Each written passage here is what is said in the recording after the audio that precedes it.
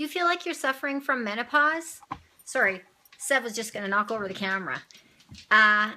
You know, a lot of times women are, you know, feeling like they have menopause. I don't know what's going on with the lighting here, but it looks like it's great because I don't have any wrinkles the way I see it. I think I'll just always stand here when I'm in the camera. Anyway, thanks for joining me. What I want to talk about today are two things that you might be suffering from that might not even be related to menopause, and I talk a lot about them. This is just distracting. I just look like I'm there we go. Maybe that's a bit better. Sorry about that. I want to talk about two things that you might be suffering from, and I've lost my book. Where did it go? There it is. That I talk a lot about in my book, Lose Your Menopause Belly. And in fact, my Shauna 24/7 members, I'm going to put in the files, check the files over on our members page, because I'm going to be putting some information in the files there about these two things. Because a lot of times women are suffering. Okay, you're going to come in or out.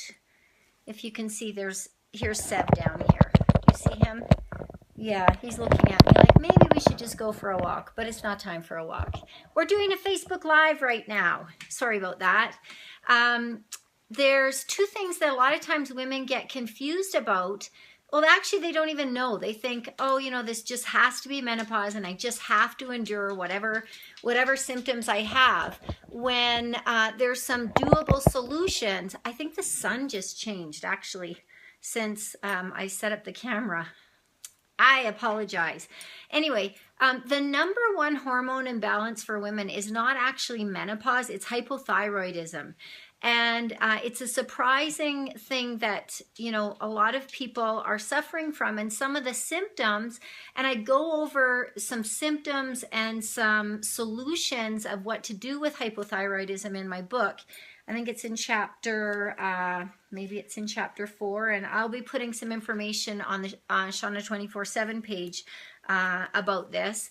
But hypothyroidism, some of the symptoms of hypothyroidism include fatigue, puffy face, joint and muscle pain, constipation, dry skin, thinning eyebrows, depression, weight gain, inability to lose weight.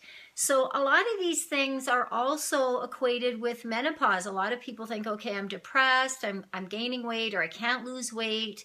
And a lot of times it's abdominal weight that you're gaining. And so a lot of times people think, well, it just must be menopause. I can't do anything about it.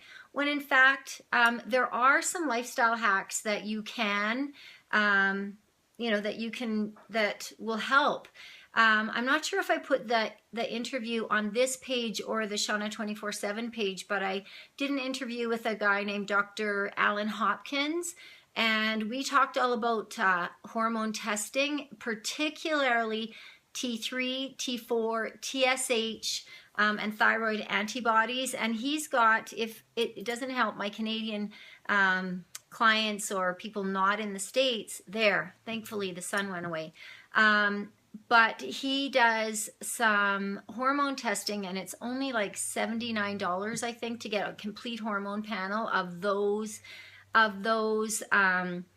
hormones in particular, to kind of see where you're at and see if you're out of whack at all. So I'll put reference to that, or you can look for that on the page. But you want to check with your doctor on those levels, because sometimes those can be out of whack. Sometimes it might cause more confusion than clarity by getting those tested, and that's why I would recommend going to Dr. Hopkins, because he's got a great information on, you know, what is normal. And because a lot of times your own doctor might say that you're falling within the range of normal and you're not feeling normal.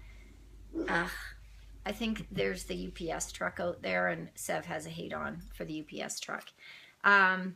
Anyway, so testing those hormones or getting on top of those hormones is a good step in trying to determine if you do suffer from hypothyroidism. And you can get some medication to help you to avoid some of those symptoms and feel better. And if you're not feeling better, even if your doctor says, no, you're within the range of normal, but you're not feeling normal, I would, seek you have to be an advocate for your own health. Other things that can help with hypothyroidism: avoiding stress, avoiding BPAs in your water bottles and in your cookware. Some UV filters in cosmetics can mess with your thyroid.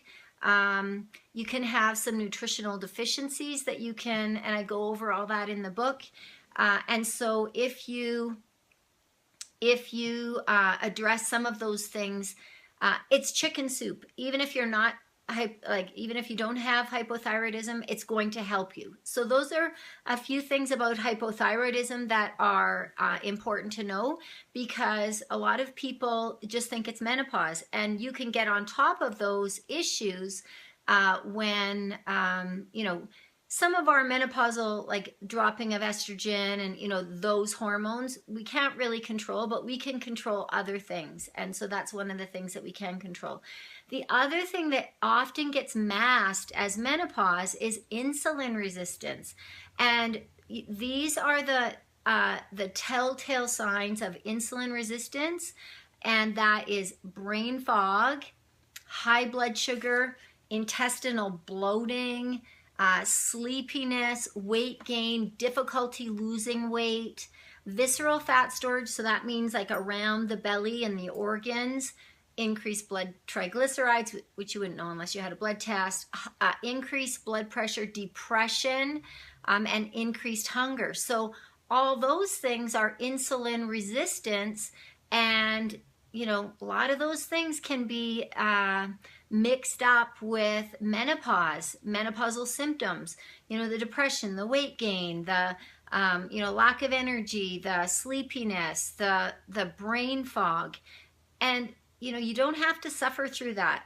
And I go through some of the solutions in my book, and I will put more on the members page. But the good news is that insulin resistance is totally reversible, and the best thing for you to do with insulin resistance is stop following a low fat and high carb diet, avoid processed and refined foods, and the absolute best treatment is that it can be treated with nutritional hacks, and with exercise. So, we're totally in control of insulin resistance. You can totally reverse it. So, lots more information in my book, but I do want you to know that there's lots you can do when you're feeling that it's out of your hands. I want you to feel that, you can find solutions for those things. So thank you for being on the page. I'm sorry that I was a little bit spacey in the beginning with the lighting and the dog barking. If you want more information about my book, I'll have a link and you can grab it. It is free. You do pay for shipping and handling. There it is there. It's a very easy read. I wrote this book so that it could be read possibly even in one sitting, but there's lots of easy hacks in here to make you aware of some of the things that are going on within your body and things that you can do to feel better. And that is my goal, to help you feel better. All right, have an awesome day.